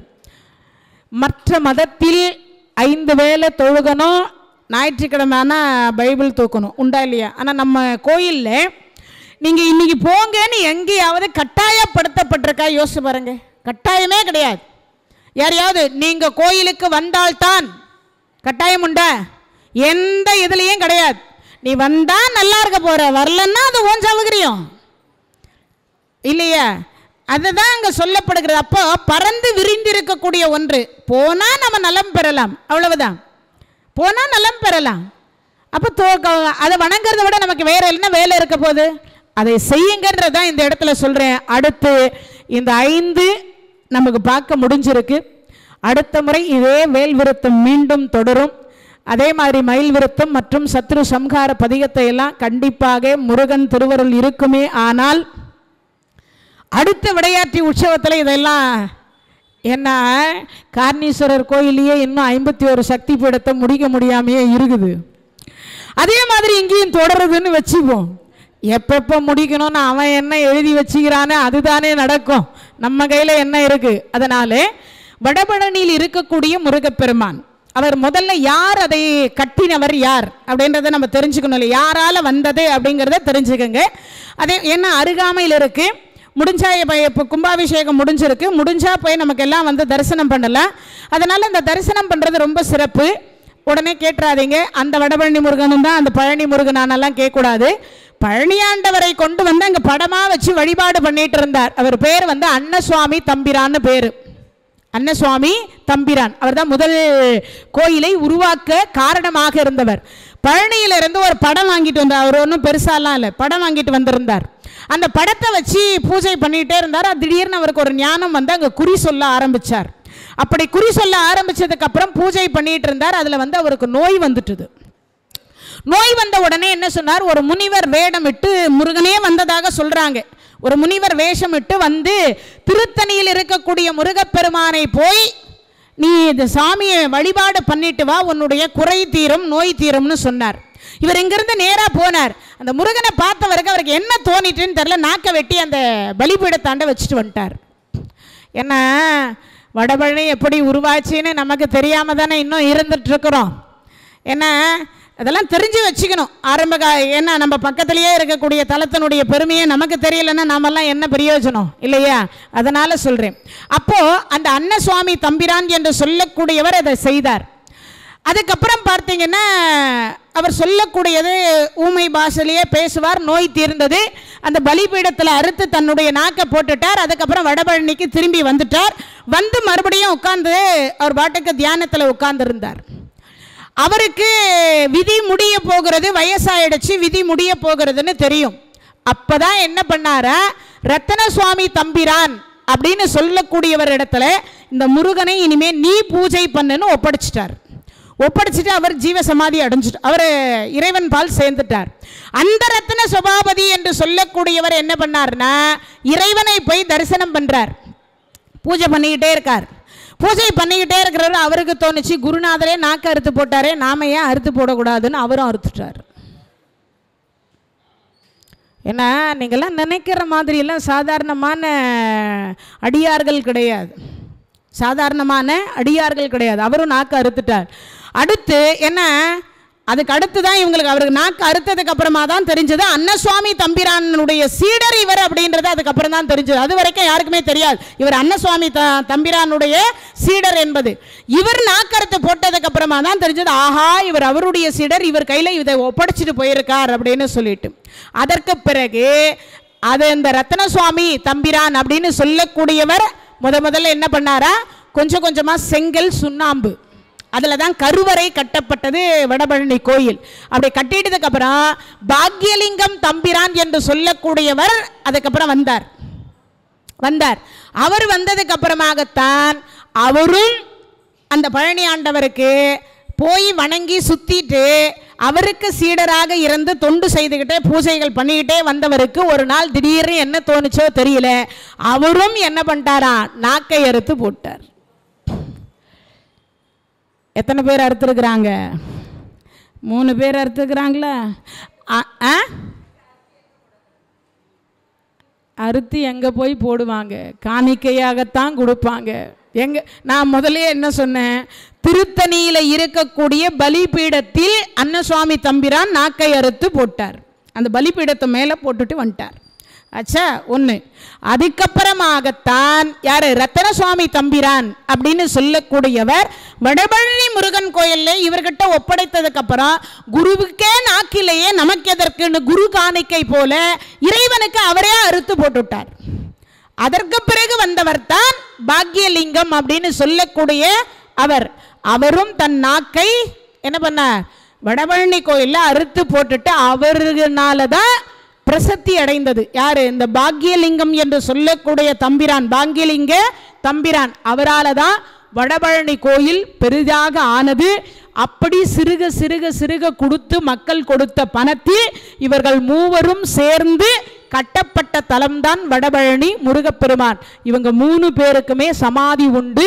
எங்கன்னா நெற்குன்றம், வடபழனியிலிருந்து நெற்குன்றம் போகக்கூடிய வழியில் போனீங்கன்னா இந்த 3 பேருக்கும் தனித்தனியாக கோயில் உண்டு. இந்த 3 பேருக்குமே தனித்தனியாக கோயில் இருக்கு. வடபழனி கோயிலை தரிசனம் பண்ணியிருப்போம். இவங்க 3 பேரு இனிமேலாவது என்ன பண்ணுவீங்க? ஏன்னு கேட்டா, குருவருள் இருக்குமானால் திருவருள் தானா வந்து கிடைக்கும். நிஜமல்லவா? நான் நெற்குன்றம்னு சொல்லல, வடபழனியிலிருந்து நெற்குன்றத்திற்கு போகும் வழி, அதுதான் உங்களுக்கு டீட்டெயில் சொல்றேனே. வடபழனி கோயிலாண்ட போயிட்டு இந்த சமாதி கட்டினாங்களாம், இந்த கோயிலை கட்டினாங்களாமே, அந்த மூவர் சமாதி எங்க இருக்குன்னு கேளுங்க. கேட்டா யாராவது ஆட்டோக்காரர் கூட்டி போய் விட போறார் இல்லையா? கேட்கணும், வாயுள்ள புள்ளதான் பிழைக்கும். எல்லா அட்ரஸையும் கேட்டு அங்கே போட்டிங்கன்னா சொல்ல போகிறாங்க. நெட்டில் போட்டிங்கன்னாவே ஆட்டோமேட்டிக்காக இப்போல்லாம் எதுவும் தேடணும்னு அவசியமே இல்லை. ஃபோன் நம்பரோட வழியோட எந்த பஸ்ஸு ஏறணும், எந்த ஆட்டோ ஏறணும், ஆட்டோ போகுமா பஸ்ஸு போகுமா அவ்வளவே டீட்டெயில்ஸ் கொடுத்துட்றாங்க. இப்போல்லாம் ஒன்றும் நம்மளாம் தெரியாது போகணும்னு அவசியமே கிடையாது. சரி, இந்த தலத்துக்கு அடுத்து சென்னைக்கு அருகாமையில் இருக்கக்கூடிய தலம் கந்தாசிரமம். கந்த குரு கவசம் என்று சொல்லக்கூடியதை பாடிய யார் அவரு? கந்தகுரு கவசம் பாடினவர் யார்? அவர் சத்குரு சாந்தானந்த சுவாமிகள், அவர் தான் பாடினவர். எது? கந்தகுரு கவசம்னு ஒரு கவசம் இருக்க, அந்த கவசத்தை பாடியவர் அவர் தான் பாடினார். அவருக்கு கனவுல வந்து முருகப்பெருமான் சேலத்தில் இருக்கக்கூடிய கந்தாசிரமம் தான் முதலில் கட்டப்பட்டது. அந்த கந்தாசிரமத்திற்கு போனீங்கன்னா அற்புதமான சிலை வடிவமைப்பு ரொம்ப ரொம்ப அற்புதமாக இருக்கும். அதை விட ஒரு பெரிய விஷயம் என்னன்னு கேட்டீங்கன்னா, உயிரோடு இன்றைய தினத்தில் கலியுகத்தில் கந்த கடவுள் எப்படி இருப்பார் என்பதை தத்ரூபமாக அங்கே பார்க்கலாம். அங்கேயும் பார்க்கலாம். எங்களால் சேலத்துக்கு போக முடியலையே, மெட்ராஸில் இருக்கான்னு கேட்பீங்க இல்லையா? மெட்ராஸ்லேயும் இருக்கு. எங்கே அப்படின்னு கேட்டிங்கன்னா, தாம்பரம் என்று சொல்லக்கூடியதுலேருந்து கேம்ப் ரோடு, செம்பாக்கத்திற்கும் தாம்பரத்திற்கும் இடைப்பட்டதில் மகாலட்சுமி நகர் என்று சொல்லக்கூடிய இடத்தில் கேம்ப் ரோடு என்று இறங்குனீங்கன்னா ஆட்டோவில் போனீங்கன்னாலும் போகலாம். எங்கேருந்து கிட்டத்தட்ட ஒரு நிமிஷத்துக்கு ஒரு பஸ் இருக்குது. 99, 95 அப்படின்னு சொல்லிட்டு மகாலட்சுமி நகர் இறங்கிட்டு கந்தாசிரமம் போனீங்கன்னா உள்ளே கொண்டு போய் விட்டுருவாங்க. ஒவ்வொரு சிலையும் கிட்டத்தட்ட இந்த உயரம் இருக்கும். எந்த உயரம்? நம்ம எது மேலே இருக்கக்கூடிய தலம் இருக்கு இல்லையா, அந்த தலத்தை ஒட்டி இருக்கும் ஒவ்வொரு சிலையும். இன்னொரு விஷயம் சொல்கிறேன், முருகப்பெருமான் இன்னைக்கு செவ்வாய்க்கிழமை இல்லையா? செவ்வாய்க்கிழமை, கிருத்திகை, சஷ்டி, இந்த 3 நாளில் போய் அந்த முருகனை மட்டும் பார்த்துட்டு வந்துட்டீங்கன்னு வச்சுக்கோங்களேன், ஆஹா கண்ணுலேயே இருப்பார். உயிரோடு சிரிச்சிட்டு இருந்தால் எப்படி இருக்கும்? சிலை ஒரு உயிரோட ஒரு மனிதர் அலங்காரம் பண்ணி முருகப்பெருமான் ராஜ அலங்காரத்தில் சிரிச்சா எப்படி இருப்பார்? அப்படியே இருப்பார். அவ்வளவு உயரம் இருப்பார். அப்படியே இருக்கும். அதுக்கு நேர ஆப்போசிட்டில் வந்து பார்த்தீங்கன்னா மகாலட்சுமி உயிரோடு உட்கார்ந்துருந்தா எப்படி இருப்பாளோ அப்படியே இருக்கும். அதுக்கு ஆப்போசிட்டில் சரபேஸ்வரர், அதுக்கு ஆப்போசிட்டில் பார்த்தீங்கன்னா பிரித்திங்கரா தேவி, அதுக்கப்புறம் சக்கரத்தாழ்வார், பெரிய சக்கரத்தாழ்வார், அதுக்கு முன்பக்கம் சக்கரத்தாழ்வார், பின்பக்கம் லட்சுமி நரசிம்மர். ஐயப்ப சுவாமி இன்னைய வரைக்கும் அவ்வளோ பெருசு எங்கேயுமே பார்க்க முடியாது. எல்லா இடத்துலையும் குட்டி குட்டியாக இருப்பார். ஒரு பெரிய ஐயப்ப சுவாமி உட்காந்துருந்தா எப்படி இருப்பார்? 50 ஆன ஐயப்ப சுவாமி, பஞ்சமுக ஆஞ்சநேயர், பஞ்சமுக விநாயகர், பஞ்சமுக சனீஸ்வரர், இவரையெல்லாம் தரிசிக்கக்கூடிய பாக்கியம் பிரித்திங்கரா தேவி, மகாலட்சுமி, இதையெல்லாம் தரிசிக்கக்கூடிய ஒரு பெரும் பாக்கியம் அந்த கந்தாசிரமத்தில் இருக்கு. ஏன்னு கேட்டா பெரிய பெரிய சிலைகள் தத்ரூபமாக இருக்கும். அந்த சிலைகள் பார்ப்பதற்கு உயிரோடு இருந்தால் எப்படி இருக்கும் ஒரு ஒரு தெய்வமும் அப்படியே இருக்கும் அந்த தெய்வங்கள். அதனால வாழ்க்கையில நிறைய சொத்து சேர்த்து வச்சிருக்கிறது பெரிய விஷயம் இல்லை. 100 கோடி அல்ல, 1000 கோடி சேர்ப்பது பெரிய விஷயம் அல்ல. இவ்வளவு செல்வங்கள் சேர்த்து வைத்திருந்தாலும் கூட என்னது இருக்கணும்? இறைவனுடைய திருவருள் என்று சொல்லக்கூடியது இருந்தால் மட்டுமே தான் அதை என்ன பண்ண முடியும், அனுபவிக்க முடியும். நம் பிள்ளைகளுக்கு ஆயுளையும் ஆரோக்கியத்தையும் தரவல்ல பெருமானாக இருக்கக்கூடிய கலியுக தெய்வம் கந்த கடவுள். அதே மாதிரி இன்னொரு கந்தாசிரமம் இருக்கு.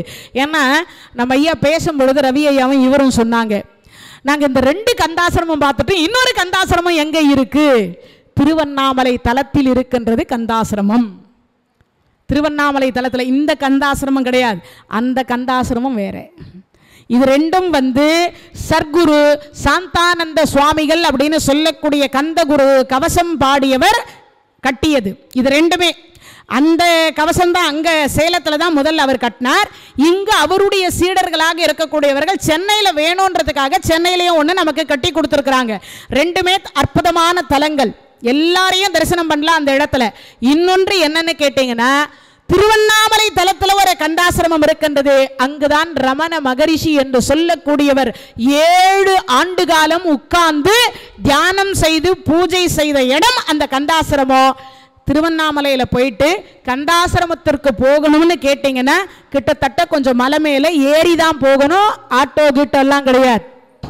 கிட்டத்தட்ட கொஞ்சம் தொலைவு ஏறி ஒரு 1.5-2.5 கிலோமீட்டர் கிட்டத்தட்ட இருக்கும்னு நினைக்கிறேன். அவ்வளவு தொலைவு ஏறி படிப்படியாக தான் இருக்கும். அந்த படியில் தான் ஏறி போகணும். போனீங்கன்னா ரமண மகரிஷியாக இருக்கக்கூடிய பெருமான் 7 ஆண்டு காலம் தவம் செய்து 7 ஆண்டு காலம் மௌன விரதம் இருந்து தியானம் இருந்து இடம், அந்த இடம். அதுக்கப்புறம் இன்னொன்னும் இருக்கு, அந்த இடத்திற்கு கந்தாசிரமம்னு அப்போ பெயர் வைத்துக்கப்பட்டிருக்கு. அது ஒரு கந்தாசிரமம் இருக்கிறது. இன்னொன்று அந்த கந்தாசிரமத்திலிருந்து கொஞ்சம் இந்த பக்கம் இடது பக்கமாக நடந்து போனீங்கன்னா குக நமச்சிவாயம். ஏற்கனவே போன முறை ஒரு கதை ஒன்று சொல்லியிருப்பேன். ஒரு ஆட்டுக்குட்டியை இறந்து போகக்கூடிய தருவாயிலிருந்து ஒருத்தர் மீட்டு அவர் கொண்டு இது செத்து போக போகுதுன்னு குக நமச்சிவாயத்துக்கிட்ட தான் என்ன பண்ணார், வித்துட்டு போனார். மறுநாள் பார்த்தா அது செத்து போயிடும்னு நினைச்சவர் மறுநாள் பார்த்தா குட்டி வேற தாய் வேற தனியாக உலாத்திக்கிட்டு பால் குடிச்சிட்டு இருந்தது. செத்து போயிடும்னு அந்த குட்டி போட முடியாம அந்த தாயாடு செத்து போயிடும்னு நினைச்சு வித்துட்டு போயிட்டார். யார்கிட்ட, குக நமச்சிவாயத்துக்கிட்ட வித்துட்டு போயிட்டு மறுநாள் பார்க்குற போது தாய் வேற குட்டி வேற தனியாக விளையாடி கொண்டிருந்தது. இதை பார்த்த உடனே ஆஹா, செத்து போன ஆட்டையே பிழைக்க வச்சுட்டார். செத்து போன ஆட்டை இவர் செத்து போயிட்டுன்னு வித்துட்டார். செத்து போன ஆட்டையே அவர் பிழைக்க வச்சார். இது போய் சொன்ன உடனே சொன்னார், செத்து போன ஆட்டை போய் இவனால் எப்படி பிழைக்க வைக்க முடியும்? இது எல்லாம் ஊர்லெல்லாம் பரவுச்சு. உடனே என்ன பண்ணாங்க, நம்ம அறிவாளிகள் தான் நம்ம சொல்லுவோமே. நான் ஒரு இடத்துல மகாலட்சுமி பார்க்கடலில் தோன்றினாள்னு அதுக்கு ஒருத்தர் கேட்டார் என்கிட்ட. இன்னைய வரைக்கும் என்னால் அவரை மறக்கவே முடியாது. தேனாம்பேட்டை பாலசுப்ரமணிய சுவாமி கோயிலில் நான் அந்த கதை சொல்லின்னு இருக்கும்போது அவர் கேட்டார், ஏன் அந்த அம்மா கூவத்தில் பிறக்க மாட்டாளா? எவ்வளவு அறிவாளின்னு பாருங்க. எனக்கு அவரை முட்டாள்னு திட்டுறதுக்கு கூட எனக்கு உண்மையிலே வாய் வரமாட்டேங்குது. நான் அப்போ ஒரு வார்த்தை சொன்னேன், உன்ன மாதிரி இருக்கக்கூடியவர்கள் தான் ஐயா கூவத்தில் பிறப்பாங்க, அவ மகாலட்சுமி ஐயா அவ பார்க்கடல்ல தான் பிறப்பாங்கன்னு. வேற என்ன சொல்றது? எதற்கு உட்கார்ந்துட்டு கேட்கக்கூடியது ஒரு கேள்வி கேட்கலாம், அநாகரிகமான கேள்வியை கேட்கக்கூடாது, அதுவும் தெய்வத்தின் மீது கேட்கக்கூடாது இல்லையா? அதுக்கப்புறம் பார்த்தீங்கன்னா ஒரு 5-6 வருஷம் கழித்து பார்த்தாக்கா கை வராமல் கால் வராமல் ஒரு மாதிரி இருந்து ஓடி காலில் விழுந்து மன்னிப்பு கேட்டார். அவரே ஒரு முறை மன்னிப்பு கேட்டார். அம்மா, நான் அன்னைக்கு தெரியாமல் நான் வாயால் கேட்டதற்கு இன்றைக்கி எனக்கு இந்த கையால் அள்ளி என் வாயில் சோறு சாப்பிட முடியல தாயி, அந்த ஆத்தா கிட்ட சொல்லி என்னை மன்னிச்சிரு சொல்ல சொல்லு தாயி அப்படின்னு என் காலில் விழுந்தார். ஐயா, மனசார மன்னிப்பு கேளுங்க, அந்த முருகன் கண்டிப்பாக உங்களை காப்பாற்றுவாருன்னு. அதுக்கப்புறம் 2 வருஷம் பொறுத்து அவர் போய் சேர்ந்துட்டார். இல்லை இப்போதைக்கு. எதுக்காக இதை சொல்கிறேன்னா, தெய்வத்தின் இடத்தில் வார்த்தையை விட்டு விளையாடக்கூடாது. அதுக்காக அந்த வார்த்தையை சொல்கிறேன். ஏன்னா சில நேரத்தில் நமக்கெல்லாம் கேட்கணும்னு தோணக்கூடிய வார்த்தை என்னென்ன தான் கேட்குறதுன்னே தோணாது இல்லையா? இந்த குக நமச்சிவாய இடத்துல என்ன பண்ணாங்கன்னா, ஒருத்தரை செத்தவர் போல பாட கட்டி அவர் மேலே படுக்க வச்சு அவரை கொண்டு போய், ஐயா இவர் இறந்து போயிட்டா, இவர் எப்படியாவது காப்பாற்றுங்கோ அப்படின்னு கேட்டாங்க. உயிரோடு இருக்கிறவனை போய் பார்த்தவொடனே அவர் ஞானத்தில் தெரிஞ்சு போச்சு, இவன் உயிரோடு இருக்கான், நம்மளை சோதிக்கும் பொருட்டு இப்படி வந்திருக்கானே அப்படின்னு சொல்லிட்டு பார்த்த உடனே, இறந்தவன் இறந்தவனாகவே போக கடவது அப்படின்ட்டார். அவன் செத்துட்டான். அடுத்த வினாடி உயிர் போயிடுச்சு. உடனே இவரை தூக்கி எல்லாம் கல்லால் அடிச்சாங்க. பாவி, நாங்கள் உயிரோட தானே கொண்டு வந்தோம். ஏய்யா, உயிரோட இருக்கிறவனுக்கு எதுக்கு பாட கட்டினேன்? சோதிக்கலாம், எது சோதிக்கணுமோ அதை தான் சோதிக்கணும். எல்லாத்தையுமே சோதிக்கலாமா? அப்படி செய்த உடனே அவர் தான் அப்போ தான் கல்லால் அடித்த உடனே இந்த திருவண்ணாமலை அழிய கடவுதுன்னார். அண்ணாமலையார் ஓடி வந்து சொன்னார், டேப்பா யாரோ ஒருத்தம் பண்ண தப்புக்கு திருவண்ணாமலையே அழியணும்னு சொல்றியே, இது நியாயமானார் அண்ணாமலையார். அப்பதான் சொன்னார், அழியும் அழியா அண்ணாமலைன்னார். இடம் வேணா அழியும், இருக்கிற பொருள் வேணா அழியும், ஆனால் யார் அழிய மாட்டா? அண்ணாமலையார் அழிய மாட்டார். இன்னொரு அர்த்தம் அதில் இருக்கு, அண்ணாமலையார் இருக்கிற வரைக்கும் திருவண்ணாமலை அழியாது. அப்படி ஒரு வரத்தை கொடுத்தார் குக நமச்சிவாயம். அந்த குக நமச்சிவாயத்தினுடைய ஜீவ சமாதி அந்த கந்தாசிரமத்திற்கு பக்கத்தில் இருக்கு. இதெல்லாம் ஏன் சொல்றேன்னா, வாழ்க்கையில் ஒரு முறையாவது இந்த மாதிரி குருவாக இருக்கக்கூடியவர்கள் அவங்க பாதம் பட்ட இடம், அவங்கள் சுவாசித்த காற்று, அவர்கள் இருந்த இடம் நாமும் ஒரு முறையாவது போய் தரிசித்தோமே ஆனால் அந்த குருவருளும் திருவருளும் கிடைக்கும் என்பது சத்தியம் தின்னும் என்பதை கூறிக்கொண்டு இந்த 11 நாள் சலிக்காமே இந்த இடத்துக்கு வந்து இறைவனுடைய திருப்பெருமையெல்லாம் கேட்டு, அறுவடை வீட்டினுடைய பெருமையை கேட்டு, அது மட்டும் இல்லாமல் எவ்வளவு நேரம் சொல்லிக்கிட்டு இருந்தாலும் எழுந்தும் போகாமே காலை மடக்கி போட்டு உட்கார முடியாமல் உட்கார்ந்து இந்த இறை பெருமையை கேட்ட அத்தனை அடியார் பெருமக்களுக்கும் நான் இந்த இடத்துல நிகழ்ச்சி பண்ணுவதற்கு என்னை திருக்காரணீஸ்வரர் கோயிலில் பார்த்துட்டு அதுக்கப்புறம் நம்ம ரவி ஐயாவும் அவர்களுடைய துணைவியார் ஜெயஸ்ரீ அம்மையாரும் என்னை இந்த இடத்துல மீண்டும் 3வது முறையாக உட்கார வைத்திருக்கிறார்கள். உண்மையிலேயே நான் அவர்களுக்கும் நன்றி சொல்லி, அதே மேலே செங்குந்தனர் சபையினருக்கும் நன்றியை சொல்லி, இங்கே வந்து இந்த 11 நாளும் கேட்டுட்டு யூடியூப்ல பார்த்து கொண்டு, ஏன்னா வர முடியலையேன்னு ஏக்கத்தோடு இருந்து இந்த முருகப்பெருமான் பெருமையை நேரில் போய் பார்க்க முடியலையே என்று சொல்லி ஏங்கி கொண்டிருக்கிறவருக்கு அத்தனை பேருக்கும் நம்ம மகாலிங்கம் நேரடி டெலிகாஸ்ட் அப்படின்னு சொல்லக்கூடிய லைவ் டெலிகாஸ்ட் கொடுத்துட்டு இருக்கார். அதனால் அவருக்கும் இந்த நல்ல நேரத்தில் நன்றியை சொல்லி, அதே மாதிரி சொல்லுகிற பொழுது எனக்கு இன்னொரு விஷயமும் இந்த இடத்துல சொல்லணும். நம்ம செல்வி அம்மா சொன்னாங்க, உனக்கு தகப்பன் ஸ்தானத்திலிருந்து உங்கள் அண்ணா உங்களை தினமும் கூட்டு போயிருக்கார், அவருக்கும் ஒரு நன்றி சொல்லுங்க, ஏன் நீங்கள் சொல்லவே மாட்டேங்கிறீங்கன்னார். அவர் சொல்லிட்டார், இதெல்லாம் நீ சொல்லக்கூடாது, மைக்கில் சொல்லவே கூடாதுன்னார். இருந்தாலும் சொல்கிறேன், என்னை கொண்டு வந்து இத்தனை மணி நேரம் எவ்வளவு நேரம் இருந்தாலும் என்னை உட்கார்ந்து இருந்து மீண்டும் என்னை கொண்டு போய் வீட்டில் சேர்க்கிற வரைக்கும் அவருடைய கடமை குமாரண்ணா அவர்களுக்கு என் வாழ்க்கையில் என்னைக்கும் மறக்க முடியாத ஒரு இடம் அப்படின்னு சொல்லலாம்.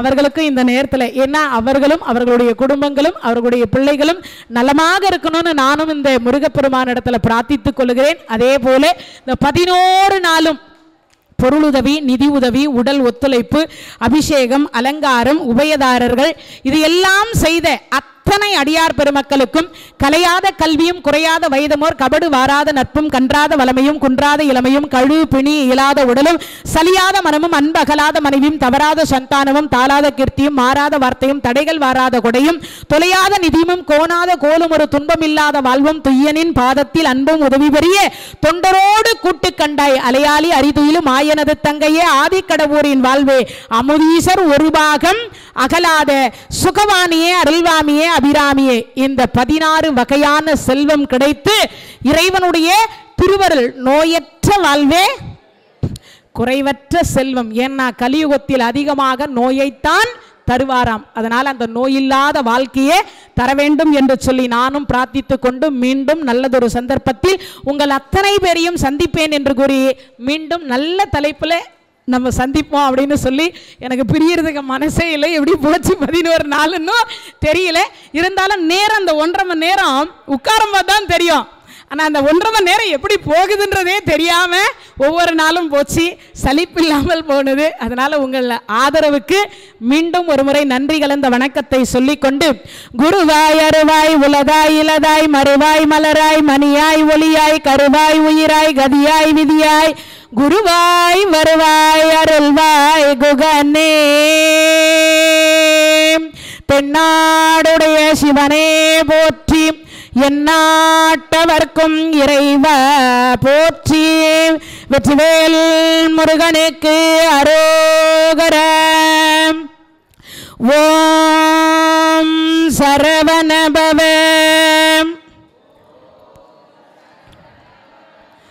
ஓம் சரவணபவ ஓம் சரவணபவ. ஓம் சரவணபவ. ஓம் சரவணபவ. ஓம் சரவணபவ. வெற்றிவேல் முருகனுக்கு, சிவசுப்பிரமணிய சுவாமிக்கு, திருச்செந்தூர் முருகனுக்கு, திருப்பரங்குன்றம் முருகனுக்கு, பழனிமலை முருகனுக்கு, பழமுதிர்ச்சோலை முருகனுக்கு, சுவாமிமலை முருகன். இந்த தகவல் உங்களுக்கு பிடிச்சிருந்தா லைக் பண்ணுங்க, உங்க ஃப்ரெண்ட்ஸுக்கு ஷேர் பண்ணுங்க, மறக்காம எங்க சேனலுக்கு சப்ஸ்கிரைப் பண்ணுங்க.